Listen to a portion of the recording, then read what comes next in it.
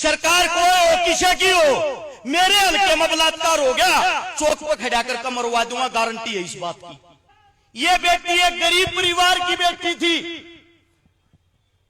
CM Nayab Singh Saini साहब से एक बात पूछना चाहता हूं, आप हरियाणा के राजा हो, हरियाणा की हर बहन बेटी आपकी बेटी है।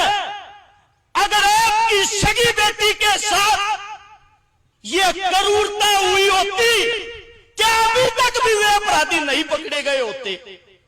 समय कम बतावे हैं, अगर समय कम है मैं अपनी जुबान को लगाम देता हूं और ये सोचता हूं कोई और अच्छा वक्ता हो मेरे से और अच्छे विचार रखे, उसका स्वागत है। धन्यवाद आप सभी का।